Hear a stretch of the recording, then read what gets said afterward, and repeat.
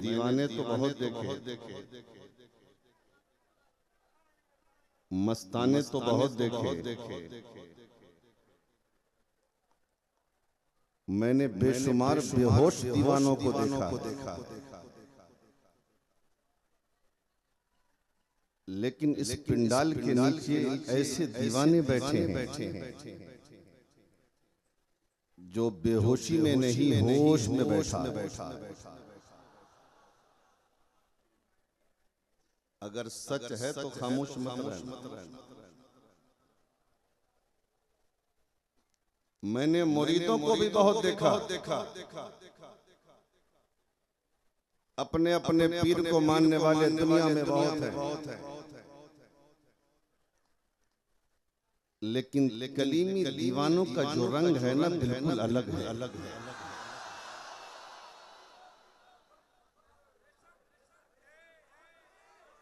अरे आज तो दुनिया इतनी मतलबी है, दुनिया इतनी हजरत मतलबी है कि अगर बाप खर्चा देना बंद करे तो बाप तो भूल जाए, बेटा खर्चा देना बंद करे तो बाप बेटे को भूल जाए। लेकिन मैं पूछता हूँ ये दीवानगी का असल राज क्या है? इस दीवानगी की असल वजह क्या है? इस दीवानगी का असल सबब क्या है? तो बस एक ही वजह है कि जो अल्लाह के लिए काम करता है सारी खुदाई उसके कदमों में होती है।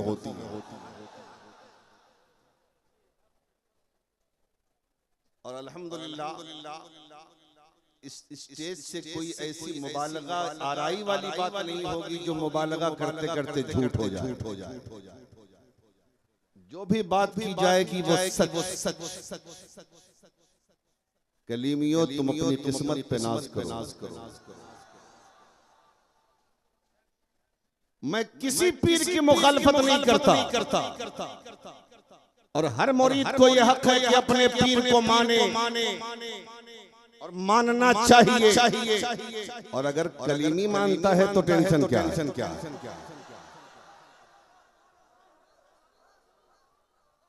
और कलीमी मानता भी इसलिए है कि फाजिले बरेलवी ने यही तो फरमाया है कि पीर तलाशो, और जब तलाश करके अपने आप को पीर के हाथ पर बेच दो तो उस जमाने का सबसे बड़ा पीर अपने पीर को समझो। समझ रहे हैं ना? और दूसरी चीज ये है कि कोई ऐसा भी पीर है जो सिर्फ पीर है, लेकिन ये हमारा पीर ऐसा है जो नायबे रसूल भी है, जो आलिमे दीन भी और जो आले रसूल। समझ रहे हैं? इसलिए बोलने वाले बोलते रहेंगे। एक साहब कमरे में आके मुझसे कहने लगे बहुत सारी बातें। मैंने कहा ये बताओ अगर सूरज की कोई बुराई करता है तो सूरज पर क्या असर पड़ेगा? अगर चांद में कोई नुक्स निकालता है तो चांद का क्या बनेगा? अगर सूरज की बुराई करते हो तो सूरज से फायदा उठाना छोड़ दो। अगर चांद से टेंशन है तो चांद की चांदनी छोड़ दो।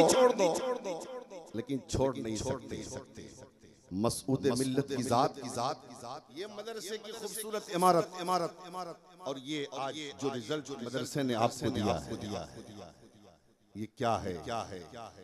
ये सरकार मसूद मिल्लत की मेहनतों का समरा। समझ रहे हैं? टेंशन में तो नहीं हो।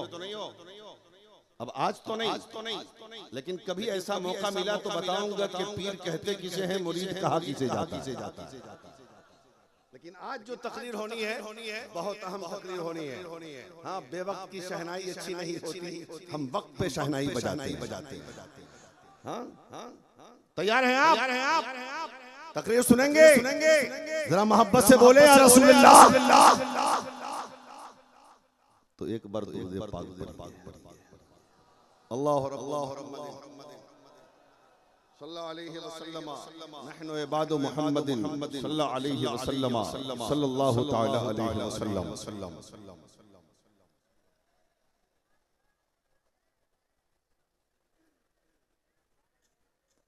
उनके रुखे सफा की सफा कुछ न पूछी। पहले स्टेज की तवज्जो ज्यादा चाहूंगा मैं। मुफ्ती इकरामुल हक साहब और उनके अलावा और भी असातिज़ाए ज़वील एहतराम बैठे हैं, उलमाए ज़वील एहतराम बैठे हैं, ये दुआओं से नवाज रहे हैं।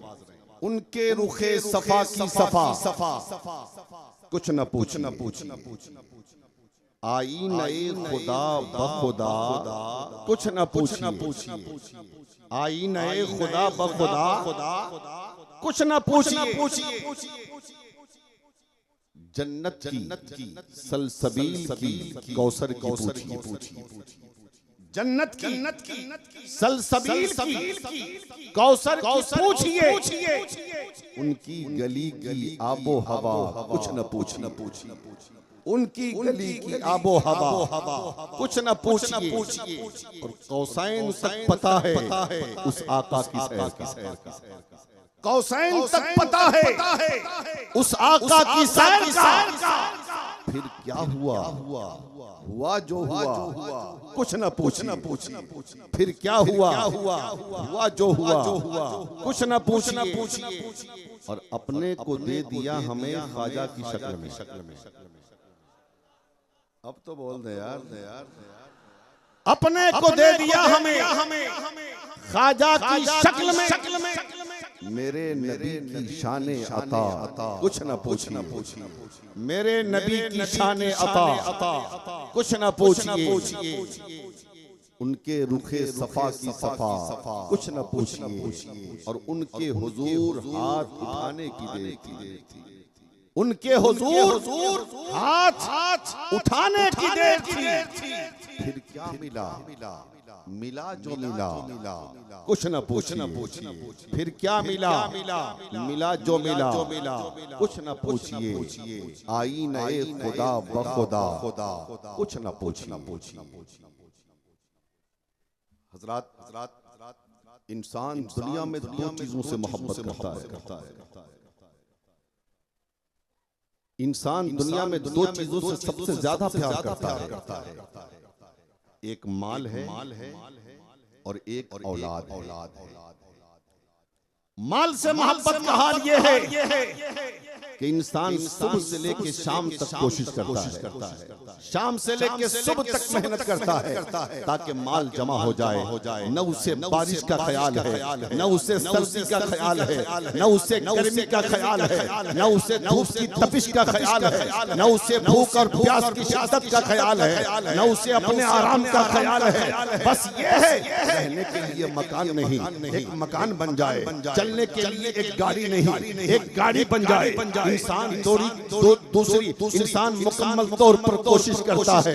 नतीजा ये निकलता है मेहनतों के बाद एक बिल्डिंग इंसान बनाता है। दूसरी बात, एक बिल्डिंग बनाने के बाद उसके दिल में ये तमन्ना होती है एक घर तो बन गया, अगर दूसरा घर बन जाए तो उसे भाड़े पे लगा दूंगा तो पैसा आएगा। दूसरा बन गया, तीसरे की तमन्ना है, तीसरा बन गया, चौथे की तमन्ना है, चौथा बन गया, पांचवें की आरज़ू है। पांच मकान हो गए। गाड़ियों का नंबर आता है, एक गाड़ी खरीद लो ताकि उससे सफर किया जाए। एक गाड़ी खरीद लिया लेकिन दिल में ख्वाहिश होती है अगर दूसरी गाड़ी खरीद लिया जाए, भाड़े पे चलाई जाएगी तो पैसे आएंगे। 2, 3, 4, 5 गाड़ियां खरीद लिया, नतीजा ये निकलता है दौलत का अंबार लग जाता है। दौलत से मोहब्बत करने का हाल ये है। एक नमाजी है, ज़ोहर में मस्जिद में नमाज पढ़ता है, असर में मस्जिद में नमाज पढ़ता है, मगरिब में मस्जिद में नमाज पढ़ता है, ऐशा में मस्जिद में नमाज पढ़ता है। लेकिन सख्त दिसंबर और जनवरी के मौसम में फजर की नमाज वो घर में पढ़ता है। इमाम साहब पूछते हैं, ए मियां, ज़ोहर मस्जिद में, असर मस्जिद में, मगरिब मस्जिद में, ऐशा मस्जिद में, फजर में कहाँ रहते हो? हजरत फजर में घर में रहता हूँ। घर में रहते हो, मस्जिद क्यों नहीं आते? हजरत ठंडी बहुत ज्यादा है, जाड़े का असर है, कुहासा बहुत ज्यादा है, कुत्ते भूखते इसलिए घर में ही पढ़ लेता हूँ। दरियापुर के कलीमी मुसलमानों, कलीमी शहनाइयों, मुझे बताओ अगर कोई ऐलान कर दे कि रात के 2 बजे दिसंबर और जनवरी की ठंडी में अगर मालदा स्टेशन जाओगे तो 1 लाख का इनाम मिलने वाला है, 50,000 का इनाम मिलने वाला है, तो कौन ऐसा शख्स है जो 2 बजे उठकर मालदा ना जाए, जो 2 बजे उठकर उस जगह पे ना जाए जहां इनाम मिलने वाला है? इसलिए कि वो जानता है 1 लाख कमाने के लिए महीने से 2 महीना चाहिए, 50,000 कमाने के लिए कई हफ्ते दरकार है। ये तो जाना ही है और 50,000 मिल जाएगा, जाएंगे 1 लाख मिल जाएगा। इसलिए कि दौलत है तो इंसान दौलत से इस कदर मोहब्बत करता है कि सारी कुर्बानियां दौलत के लिए दे देता है। और रही बात औलाद की, औलाद कैसी भी हो वो माँ बाप के लिए आंखों का तारा है। औलाद अगर काली भी है ना, अगर बेटा काला है वो भी माँ बाप के लिए चांद का टुकड़ा है। इंसान दावा करता है ये जमीन हमारी है, ये मकान हमारा है, ये दौलत हमारी है, ये गाड़ियां हमारी है, ये बैंक बैलेंस हमारा है, ये हीरे जवाहर हमारे हैं, ये कोठियां हमारी है, ये बेटा हमारा है, ये बेटी हमारी है, ये औलाद हमारी है। लेकिन आओ हम कुरान से पूछते हैं, ऐ कुरान तू बता, जिस माल को अपना माल हमने कहा है, जिस दौलत को अपनी दौलत कहा है, जिस सरवत को अपना सरवत कहा है, जिस बेटे को अपना बेटा कहा है, जिस बेटी को अपनी बेटी कहा है, इस माल और दौलत और औलाद की हकीकत क्या है? तो कुरान कहता है लोगों सुन लो, ये दौलत भी तुम्हारे लिए इम्तिहान है और ये औलाद भी तुम्हारे लिए इम्तिहान है। अल्लाह दौलत देकर भी तुम्हारा इम्तिहान ले रहा है और अल्लाह औलाद देकर भी इम्तिहान ले रहा है। इसलिए अल्लाह माल देना कभी तकब्बुर मत करना, अल्लाह दौलत दे कभी गुरूर मत करना, अल्लाह औलाद दे कभी तकब्बुर मत करना। ये माल और दौलत तुम्हारे पास वक्त मुकर्ररा के लिए, फिर रब जब चाहेगा ये माल भी तुमसे छीन लेगा, ये तुम्हारी औलादें भी तुमसे ले ली जाएगी। इसलिए फख्र मत करना, हर लम्हा हर घड़ी अल्लाह का शुक्र अदा करता रहना। लेकिन वो माल जो राह खुदा में खर्च किया जाए, वो माल जो मदरसे की तामीर में खर्च किया जाए, वो माल जो मदरसे के ताउन में खर्च किया जाए, वो माल जो उलमा की खिदमत में खर्च किया जाए, वो माल जो नबी के मेहमानों की मेहमान नवाजी में खर्च किया जाए, वो माल जो किसी बेवा के सर पर दुपट्टा रखने में खर्च किया जाए, वो माल जो किसी गरीब की बेटी की शादी पे खर्च किया जाए, वो माल जो किसी यतीम के सर पर दस्ते शस्त्र रखने में खर्च किया जाए, ऐसा माल इंसान के लिए निजात का जरिया। अरे अब तो बोलो, जरा जोर से बोलो या रसूल अल्लाह। और वो औलाद जिसको आपने आलिम दीन बनाया, जिसको आपने हाफिज कुरान बनाया, जिसको आपने कारी कुरान बनाया, ये आपकी औलादें आपके लिए निजात का जरिया। लेकिन आज मदरसों में किसका बेटा पढ़ता है?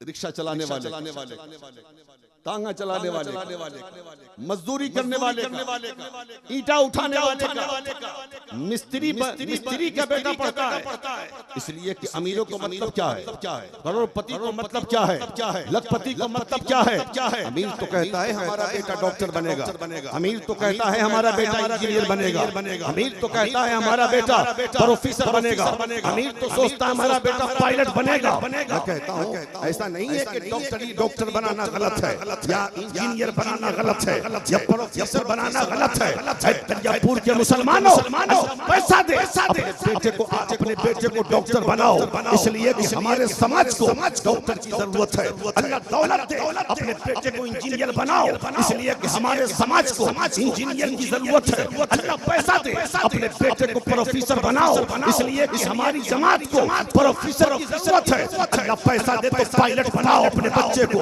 लेकिन इंजीनियरिंग और डॉक्टरी और प्रोफेसरी से पहले अपने बच्चे को दीन सिखाओ, अपने बच्चे को कुरान सिखाओ, अपने बच्चे को नबी की तालीम दो, ताकि तुम मर जाओ तो तेरा बेटा कब्र पे खड़े होकर तेरे लिए कुरान पढ़े तो अल्लाह तेरे गुनाहों को माफ।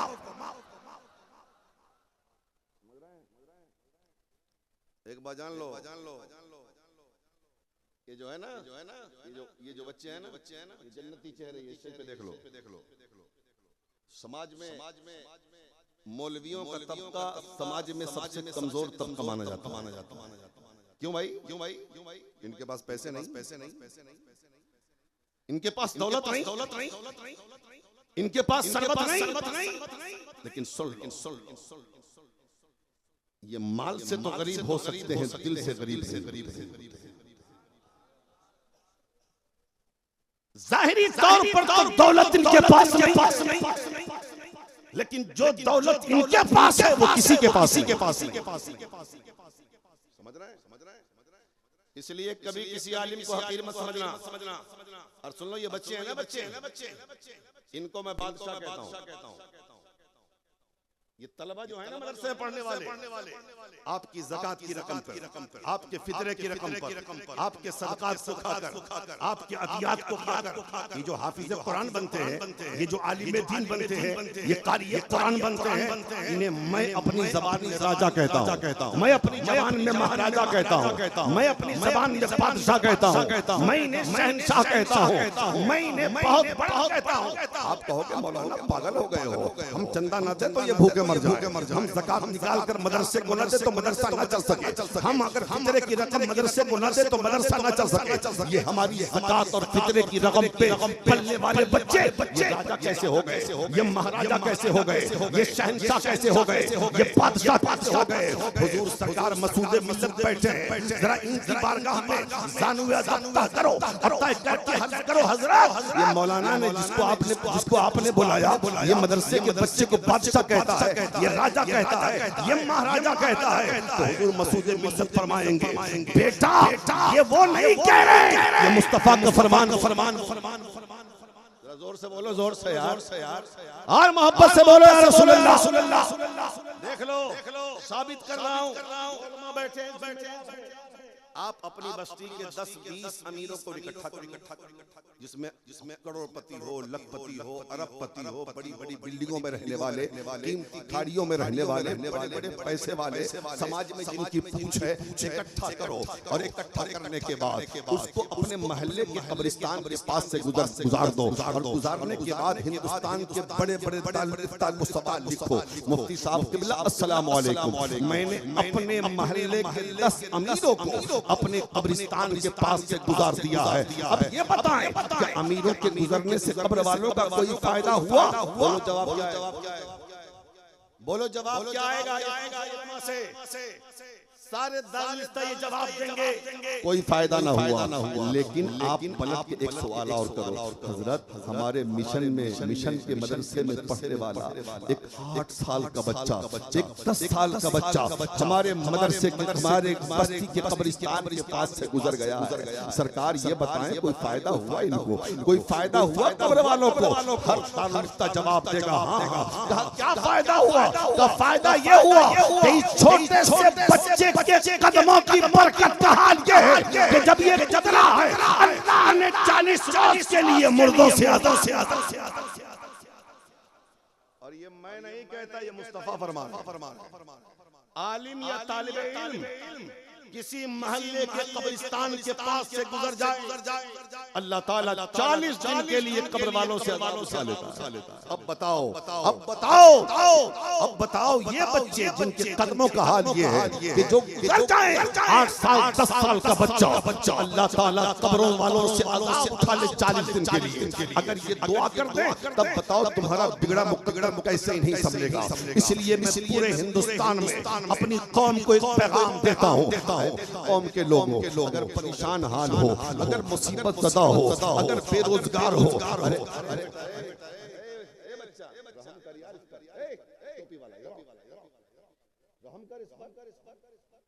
कितना लगा दिया, निकालो मोहब्बत में खून करने आ जाते हो।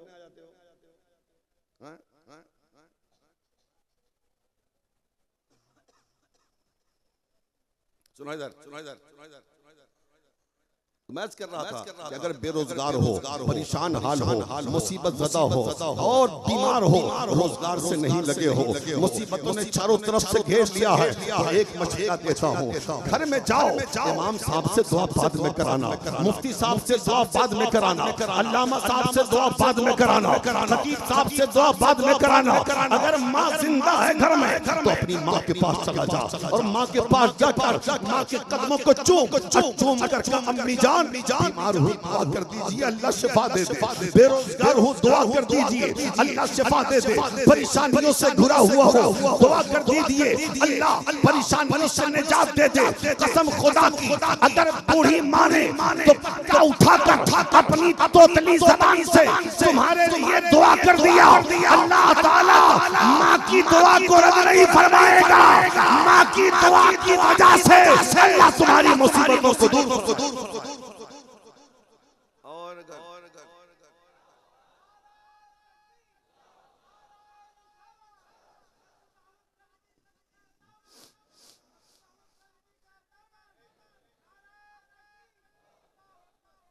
और अगर माँ बाप में से कोई दोनों दुनिया से चले गए, जन्नत सुधार गए, तो इधर उधर मत जाओ, मिशन में आओ, मिशन में आओ, मुफ्ती कारुल हक साहब की बारगाह में आओ, चंद पैसे नजराने के लेके आओ और कहो हजरत ये पैसे हैं नजराने के, नबी के मेहमानों में तकसीम कर दीजिए, और हम परेशान हैं, हम मुसीबत ज़दा हैं, हम बेरोजगार हैं, हमारे लिए अल्लाह से दुआ करवा दीजिए, अल्लाह की बारगाह में दुआ करवा दीजिए। इन बच्चों की दुआएं रद्द नहीं होती, यकीनन अगर इन बच्चों ने दिल से दुआ कर दिया, अल्लाह ताला उनकी दुआओं को कबूल फरमाकर आपको मुसीबतों से आजाद। समझ रहे हैं? अच्छा ये बताइए, आप सुन रहे हैं कि हम अपनी पटरी बदल रहे हैं, ये बोलिए हमको बदलना खूब आता है, जरा जोर से बोले और मोहब्बत से और प्यार से बोले या रसूलुल्लाह। और सुनो ये सब क्यों मैं कह रहा हूँ, वजह समझ में आई। एक आलिम साहब तकरीर करके रात में निकले जलसागाह से, तो सोचा कि घर जाऊं, रात के 2 बज रहे थे, रात के 2 बजे सोचा ठंडी का मौसम है, कहाँ जाऊं, बगल में मिशन वाला मदरसा है, वही शहर जाता हूँ। अब ये मदरसा नहीं, बात हकीकत है, मदरसा है। आलिम साहब ने सोचा 2-3 घंटे कहीं गुजार लूं, फजर के बाद निकल जाऊंगा। एक मदरसे में पहुंच गए, 2 बज रहे थे, असातिज़ा सोए थे, तलबा सोए थे, एक बड़े से हॉल में चले गए, देखा 8 साल 10 साल के सारे बच्चे एक लाइन से सो रहे हैं। बताओ नबी का मेहमान सो रहा हो कितना अच्छा लग रहा हो। जरा जोर से और मोहब्बत से चारों तरफ देखते रहे, मुआयना करते रहे, देखते देखते अचानक उनके कान में कुरान की तिलावत की आवाज आई, कुरान पढ़ने की आवाज आई। आलिम साहब चौंक गए कि कोई जगह तो नहीं, कोई जगह तो नहीं, पढ़ कौन रहा है, पढ़ने वाला नजर नहीं आता, लेकिन तिलावत कुरान की आवाज बदस्तूर आ रही। बहुत गौर करने के बाद देखा कि एक 8 साल का बच्चा नींद में कुरान पढ़ रहा। जरा जोर से बोलो यार, नींद में कुरान पढ़ रहा है। अब बता, मदरसे का बच्चा सोए तो कुरान पढ़े, उठे तो कुरान पढ़े, बैठे तो कुरान पढ़े, चले तो कुरान पढ़े, हर लम्हा कुरान पढ़े, जिसके सीने में भी कुरान हो और जिसकी ज़बान पर भी कुरान हो।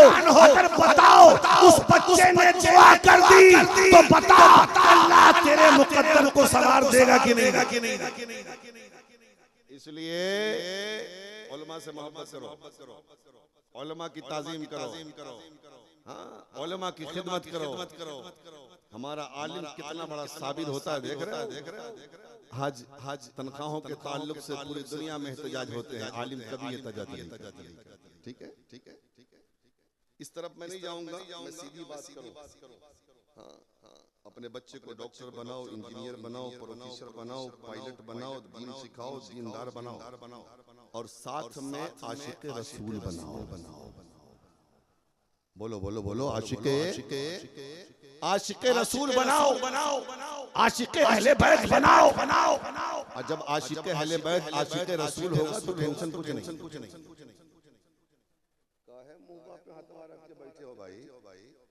बहुत ज्यादा टेंशन है। नबी का गुलाम टेंशन लेता कब है, टेंशन देता है। कभी टेंशन मत लो। हाँ, इसलिए कि हमारा सच्चा पीर हमारे सामने है। हमारे तो दोनों हाथ में लड्डू है यार।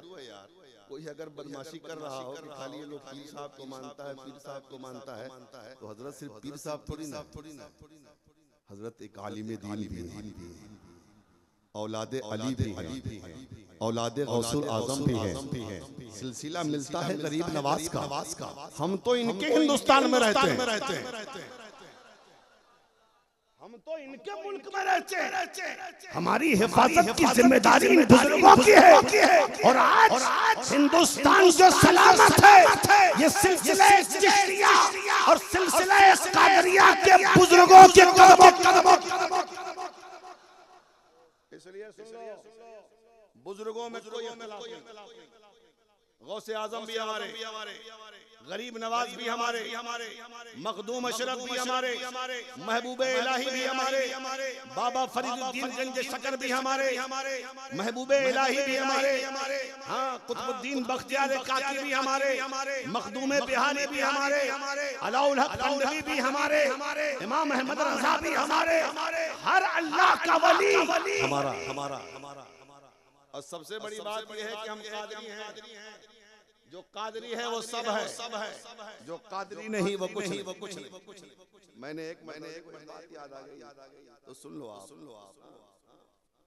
मैं किसी पीर के खिलाफ कुछ बोलता नहीं, जो जैसा करे वो। लेकिन एक मर्तबा मुहर्रम में जब मैं आया और हुजूर से मेरी मुलाकात बंद कमरे में हुई, बैठे हैं, मैं झूठ नहीं बोलता अल्हम्दुलिल्लाह। तो जब बात ऐसे तकरीरों पे जलसों के बारे में चलते बात हुई, तो मैंने कहा हुजूर कितना बड़ा अलमिया है आज, हाँ, कि आज लोग जलसे में नबी का जिक्र नहीं करते, गौसे पाक का जिक्र नहीं करते, गरीब नवाज का जिक्र नहीं करते। सिर्फ और सिर्फ जो पीर स्टेज पे होता है उन्हीं की बेजा और झूठी करामतें लोग बयान करते हैं, गढ़ के। और पीर साहब भी बड़े खुश होते हैं। शायर आता है तो शेर पढ़ता है तो उन्हीं के ताल्लुक से पढ़ता है, झूठा शेर खूब इनाम बांटता है। हजरत ने फरमाया यही तो अफसोस है आज स्टेजों पर नबी का जिक्र हो, आज हुजूर का जिक्र हो, आज गौसे पाक का जिक्र हो, गरीब नवाज का जिक्र हो, कलीबियों मुबारक हो। हर पीर अपनी तारीफ चाहता है, मसूद मिल्लत मुस्तफा की तारीफ चाहता है।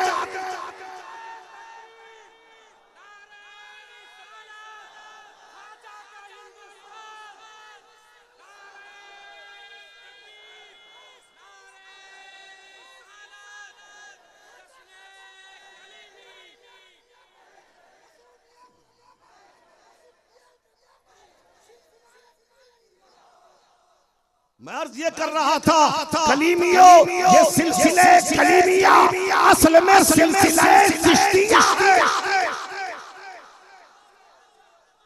असल में सिलसिले चिश्तिया है। अब बताओ दुनिया में चिश्ती कहाँ नहीं,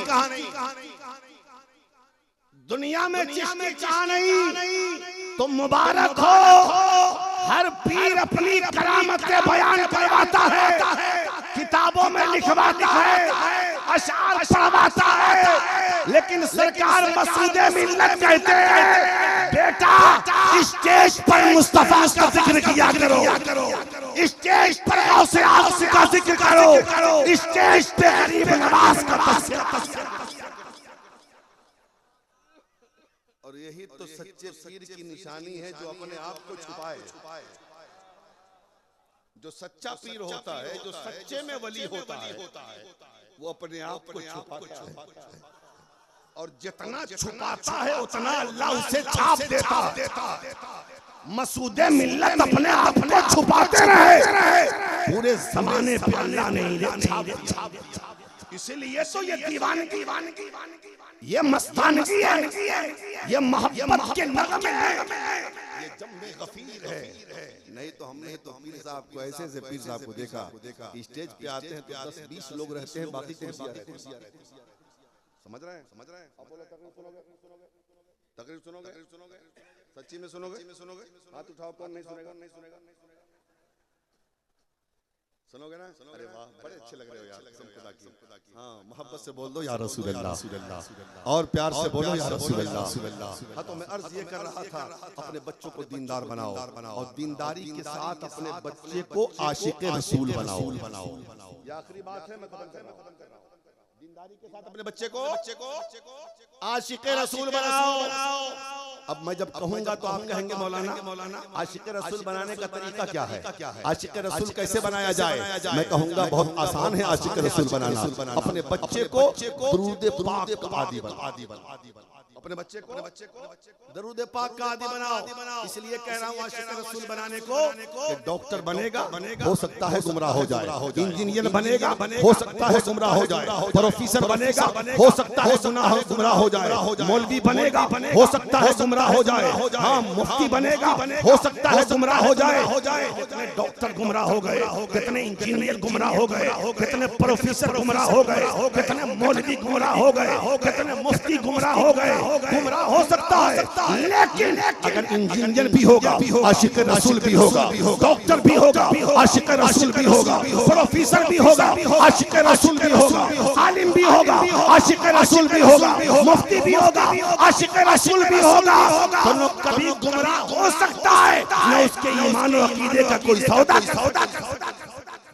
इसलिए आशिक रसूल बनाओ और दुरूद पाक आदि बनाओ। अपने बच्चों को दुरूद सिखाओ, अपने बच्चों को नबी पर सलाम सिखाओ। दुरूद पाक की बात आई है ना, तो मुझे एक बात बहुत खूबसूरत याद आ रही है, जरा मोहब्बत से सुन लो, बड़ा मजा आ जाएगा।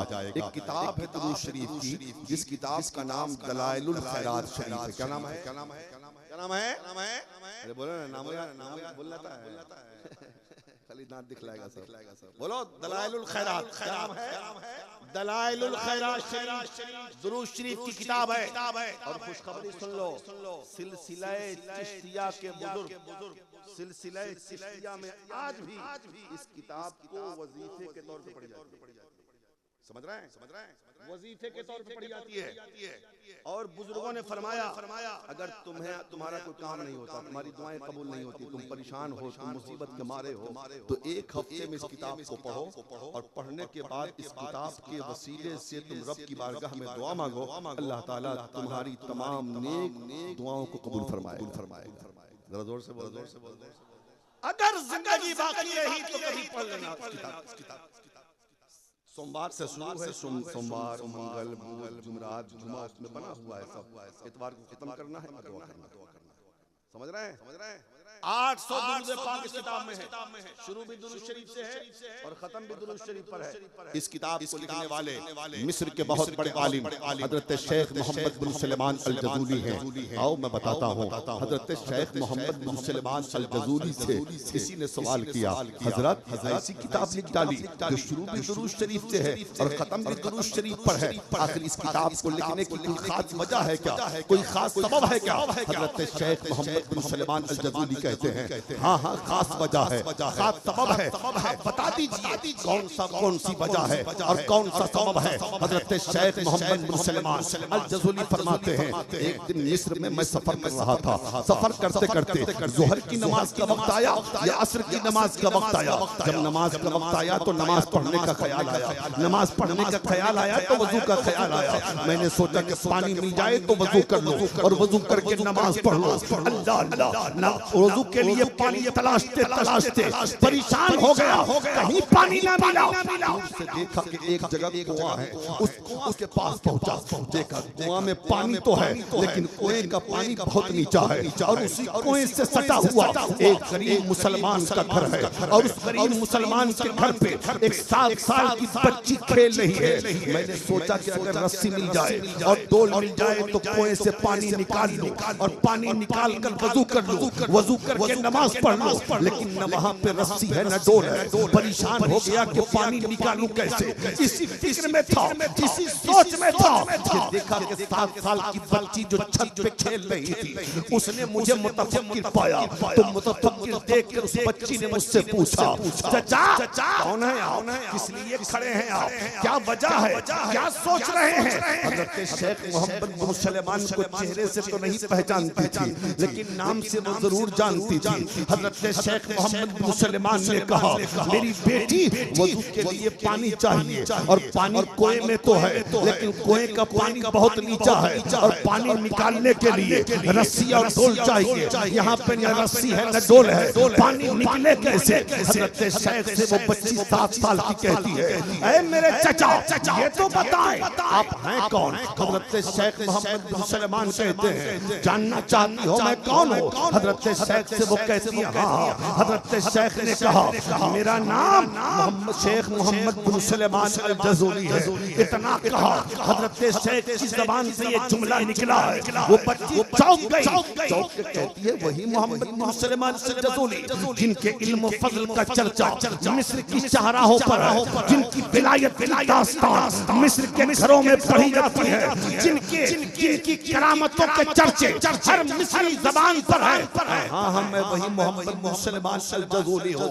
इतना जब कहा तो वो 7 साल की बच्ची कहती है चचा इतने बड़े आलिम हैं आप, इतने बड़े अल्लाह के वली हैं आप, इतने बड़े साहिब तक़वा हैं आप, इतने बड़े साहिब करामत हैं आप, इतने बड़े साहिब इल्म फज़ल हैं आप, उसके बाद भी आपको कुएं से पानी निकालना नहीं आता। हजरत शेख मोहम्मद बिन सुलेमान कहते हैं लगता है बच्ची ने समझा नहीं।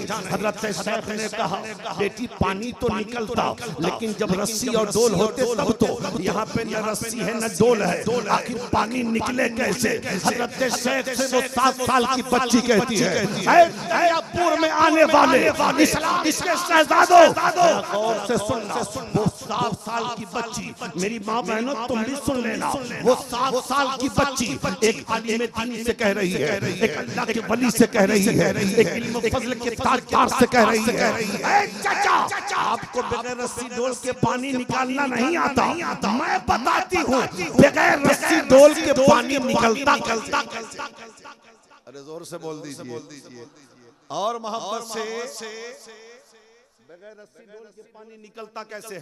हजरत शेख मोहम्मद बिन सुलेमान कहते हैं वो बच्ची नीचे को नहीं आई बल्कि छत के ऊपर से अपना चेहरा उसने कुएं की तरफ डाला और डालने के बाद उसने कुएं में एक बार थूक दिया, अपना लुआब डाल दिया।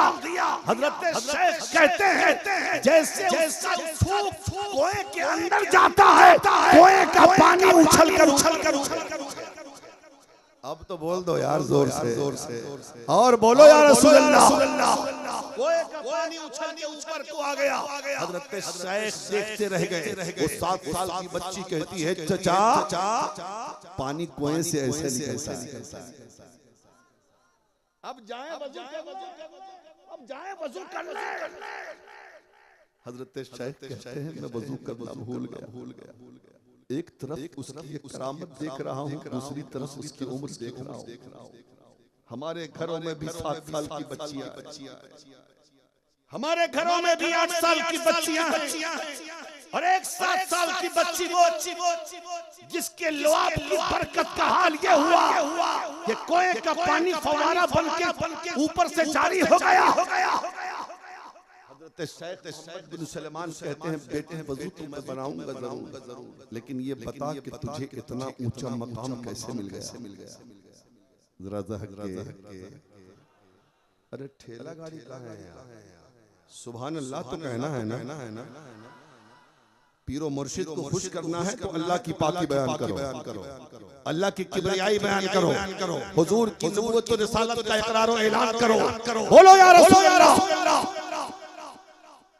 बच्ची से कहा हजरत ने बेटी बता इतना ऊंचा मकाम तुझे कैसे मिल गया इस उम्र में? वो बच्ची कहती है चचा इतने बड़े आलिम हैं आप ये भी नहीं जानते। का बेटी बता दे तो वो कहती है चचा मेरी छोटी उम्र मत देखिए, मेरा बड़ा वजीफा मेरी छोटी उम्र मत देखिए, मेरा बड़ा वजीफा देखिए। कहा बेटी क्या वजीफा पढ़ती है? कहा मेरे चचा ये मैं जब बड़ी हुई ना, जब मैंने दूध छोड़ा, मैंने होश संभाला, मेरी माँ ने मुझे दुरूद पढ़ना सिखाया, नबी पर सलाम पढ़ना सिखाया। मैं जब होश संभाली मैंने दुरूद भी याद कर लिया, सलाम भी याद कर लिया। अब मेरा वजीफा नबी पर दुरूद पढ़ना है, मेरा वजीफा नबी पर सलाम पढ़ना है। मेरी जिंदगी का हिस्सा जो 7 साल गुजरा है अक्सर मुस्तफा पर दुरूद पढ़ने में, अक्सर मुस्तफा पर सलाम पढ़ने में। मैं सुबह तो नबी पर दुरूद पढ़ती हूँ, दोपहर में मुस्तफा पर दुरूद, शाम को मुस्तफा पर दुरूद, रात में मुस्तफा पर दुरूद, सोते वक्त मुस्तफा पर दुरूद। जिंदगी का हर लम्हा मुस्तफा पर दुरूद पढ़ने में गुजरता है। जिस दुरूद की बरकत है कि अल्लाह ने मुझे इतना ऊंचा अता फरमाया। चाचा जाए वजू कर लें। हजरत शेख मोहम्मद बिन सलमान चले वजू करने, आधे रास्ते में पहुंचे कि बच्ची ने फिर आवाज दिया। चाचा सुनिए, एक सवाल का जवाब दे दीजिए। आ गए करीब में, कहा बेटी बोल। अब जरा सवाल समझिए, जवाब समझिए और मचल जाए। एक शख्स भी खामोश नहीं रहेगा। वो शख्स वो बच्ची कहती है चाचा ये बताएं क्या आप उनको जानते हैं जिन पर दुरूद पढ़ने से अल्लाह इतना ऊंचा मकाम देता है? जरा जोर से। चाचा आप उनको जानते हैं जिन पर दुरूद पढ़ने से अल्लाह इतना ऊंचा मकाम देता है?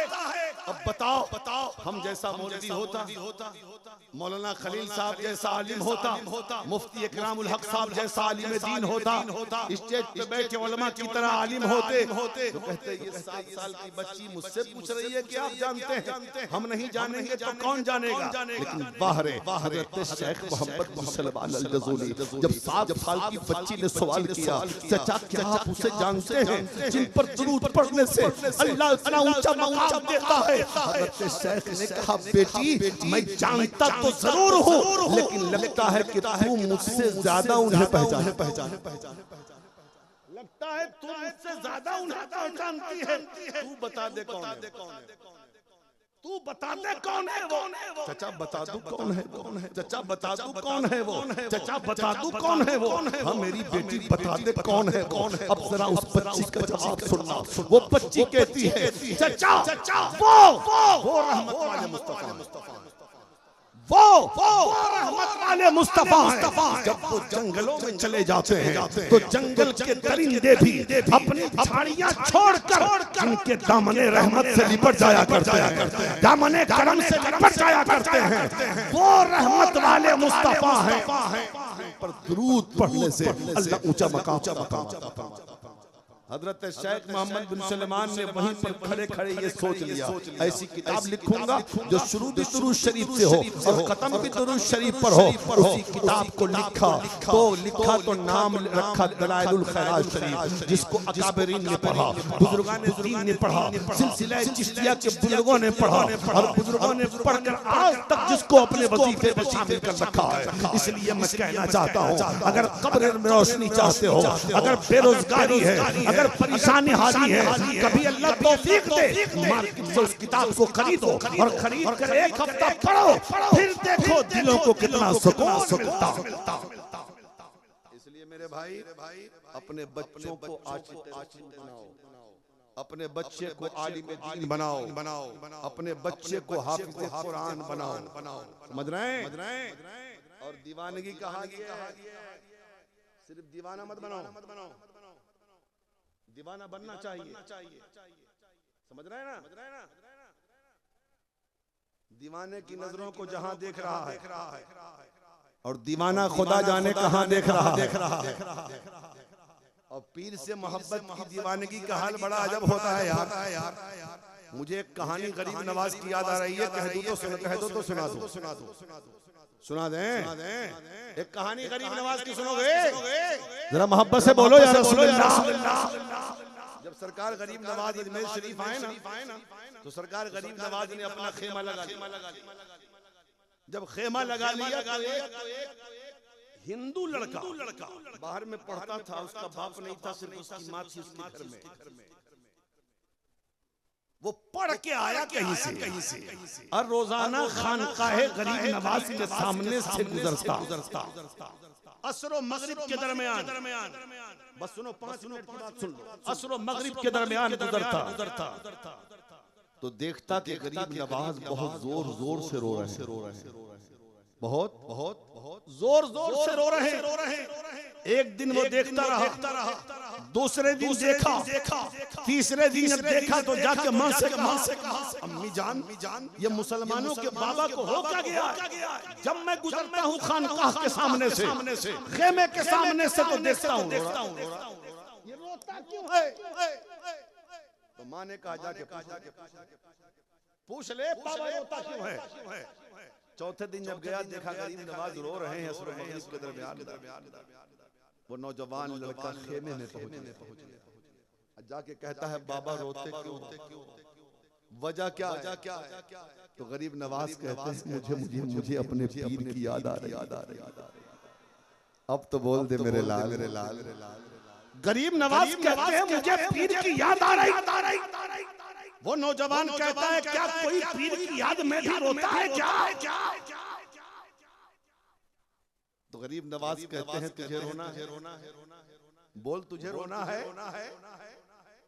तू रोना चाहता का? जी रोना चाहता हूँ मैं भी, और जानना चाहता हूँ कि कोई पीर की याद में भी रोता है क्या?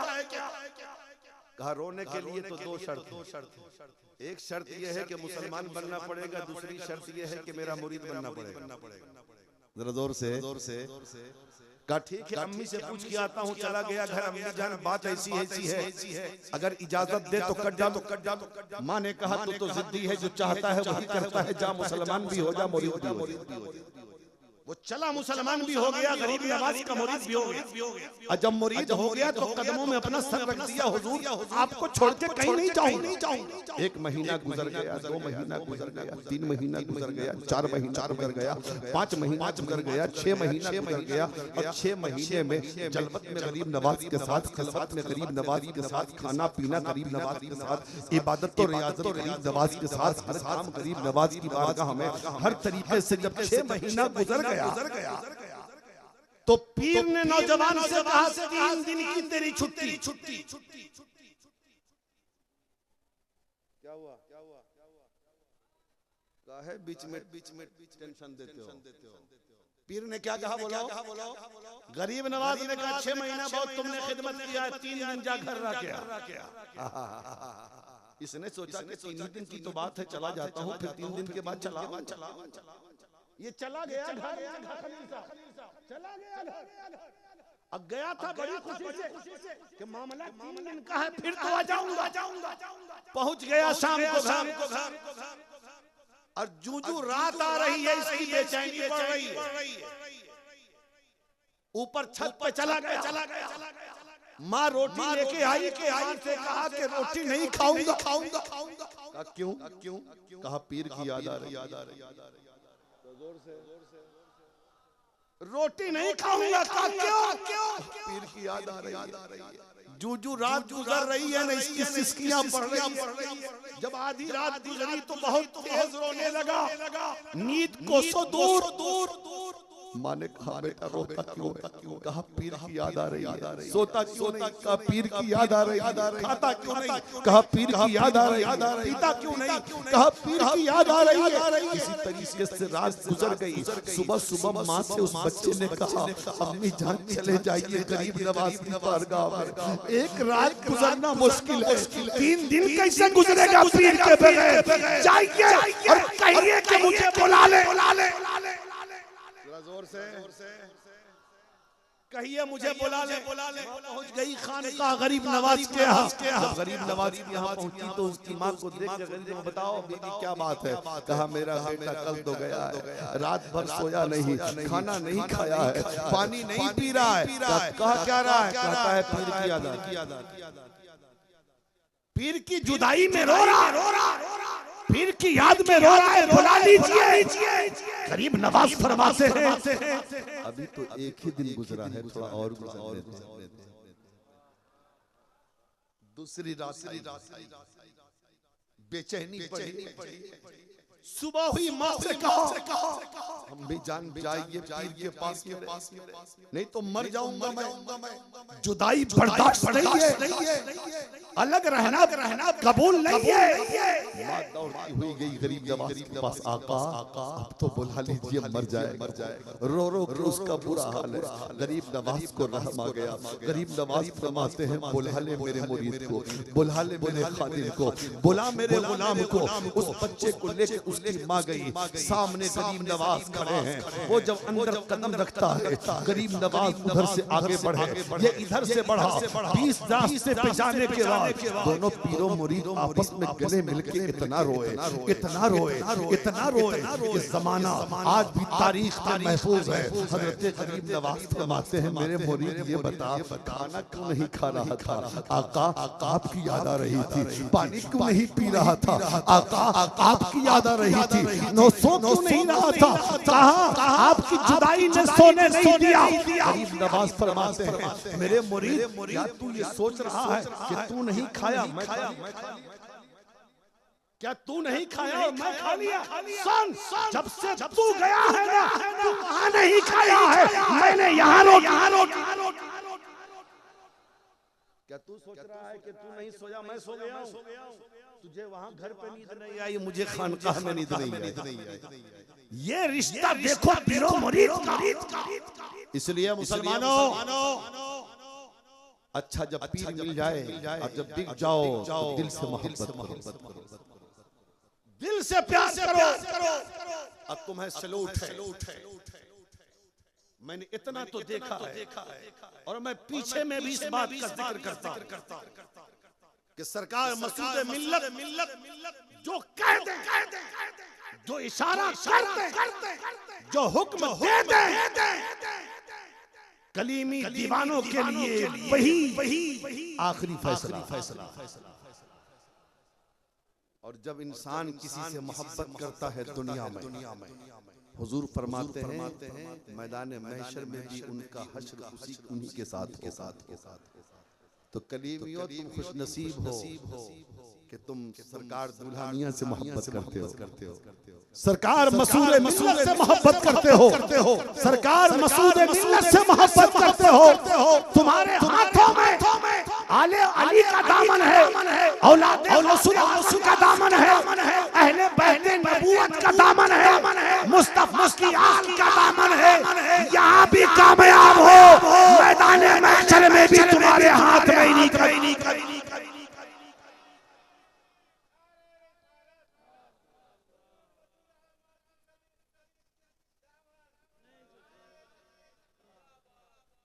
अब ये मिस्कीन वाला नारा लगा, लोग इनको ऐसे देख रहे हैं कि कभी देखा ही नहीं।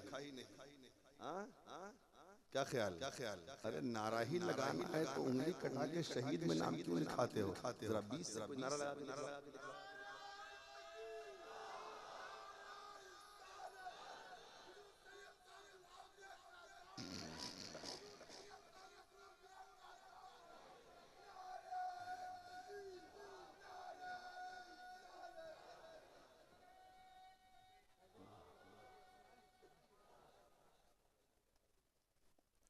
इसलिए मुसलमानों,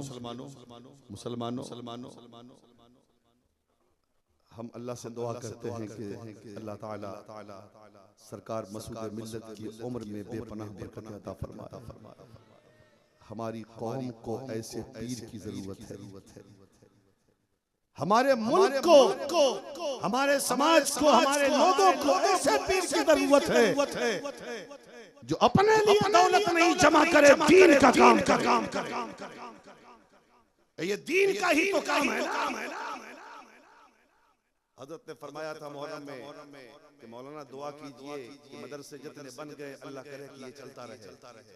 अब नजर कॉलेज की तरफ है, नजर यूनिवर्सिटियों की तरफ है, नजर उन तरफ है। आज हमारी कौम को कॉलेज की जरूरत है, हमारी कौम को यूनिवर्सिटी है, ताकि हमारे घर के बच्चे, हमारी बच्चियां अपने कॉलेज में पढ़े, अपनी यूनिवर्सिटी पढ़े। आज हमारी बेटियों के सर से दुपट्टे जो खींचे जा रहे हैं, आज बेहिजाब किया जा रहा है। इज्जत तलवार किया जा रहा है, उसकी वजह यह है कि ये समझते हैं कि ये मजबूर है, इनके पास न कॉलेज है, इनके पास क्या स्कूल है, इनके पास इनके यूनिवर्सिटी है, इसलिए हमारे कॉलेज में पढ़ना इनकी बेटियों की जिम्मेदारी है। सिलेबस हमारा होगा, कानून हमारा होगा, टीचर हमारा होगा, तरीका हमारा होगा, सब कुछ हमारा होगा, हमारे एतबार से चलना पड़ेगा। लेकिन अगर हमारा कॉलेज होगा, सुनो जी हमारी होगी, कॉलेज हमारा होगा, तरीका हमारा होगा, सिलेबस हमारा होगा, बच्चियां पढ़ेंगी भी कनीज़े फातिमा। समझ रहे हैं? इसलिए मेरे भाई हम दुआ करते हैं कि अल्लाह ताला हर मुसलमान सलामत रखे। हाँ, खासकर उन मुसलमानों को हाँ जो दीन के लिए काम करते हैं। इसलिए मेरे भाई दीनदार बनिए, आशिक रसूल बनिए और सिर्फ जलसा में हंगामा मत कीजिए। मस्जिद भी भरना बहुत जरूरी है। नमाज कौन पढ़ेगा? नमाज कौन पढ़ेगा? नमाज भी हमें पढ़ना है ना। बोलो नमाज पढ़ोगे नहीं? पढ़ना है नमाज ना। नमाज के लिए टाइम नहीं। रमजान आवे तो शुक्र बढ़ जाता है। ज़कात देने के लिए पैसा नहीं, कर्जदार बन जाते हो। वादा करो हम पीर से भी मोहब्बत करेंगे, हम नमाज भी पढ़ेंगे। हम पीर से मोहब्बत करेंगे, हम रमजान आएगा तो रोजा भी रखेंगे। हम पीर से मोहब्बत करेंगे, अल्लाह ने माल दिया है तो ज़कात भी देंगे। हम पीर से मोहब्बत करेंगे और अल्लाह ने दौलत दिया है तो हज भी करेंगे। नेक बनो, अच्छे बनो, अपनी माँ बहनों को नमाजी बनाओ, पर्दे में रखो, कनीज़े फातिमा बनाओ। हाँ, कुरान से मोहब्बत करो, हदीस से मोहब्बत करो, उलमा से मोहब्बत करो, अहले बैत से मोहब्बत करो, मदारिस इस्लामिया के तलबा से मोहब्बत करो, मदरसे का ताउन करो। इसलिए कि मदारिस इस्लामिया इस्लाम नशअत सानिया का दूसरा नाम है। ये मदरसा है तो सारी चीजें सलामत है। ये मदरसा है तो ये गुंबदों मीनार सलामत है, ये मिंबरों मेहराब सलामत है। अगर ये मदरसा ना होता कुछ नहीं होता। इसलिए मदरसे को मजबूत करो। मदरसे से जो बच्चे हो रहे हैं उन्हें अपना मुक्तदा मानो, उनसे मोहब्बत करो। अल्लाह ताला हम सबको अमल खैर की तौफीक अता फरमाए और सच्चा पक्का नमाजी बनाए, अपने पीर से सच्ची मोहब्बत की तौफीक अता फरमाए। हमारे दामन से आले नबी का, हाँ हमारे हाथों से आले नबी का दामन कभी छूटने ना पाए। अल्लाह से दुआ है अल्लाह ताला हम सबको नेक बनाए, एक बनाए। मेरे बोलने में कोई भी अमलन सहमन खताएं लफ्ज़ें भूल चूक हो गई हो, मैं दिल से तौबा करता हूँ। आप भी पढ़ लीजिए अस्तगफिरुल्लाह रब्बी मिन कुल्लि ज़ंबि व तौबा इलैह हक़ ला इलाहा इल्लल्लाह मुहम्मदुर रसूलुल्लाह सल्लल्लाहु तआला अलैहि वसल्लम। खूब की सरे चमन फूल चुनी शाद रहे, बाग बजाता हूँ मैं, गुलशन तेरा आबाद रहे। ये महफिल नूर जिंदाबाद, फैज़ाने सरकार मसूर मिल्लत पाइंदाबाद। अस्सलाम वालेकुम।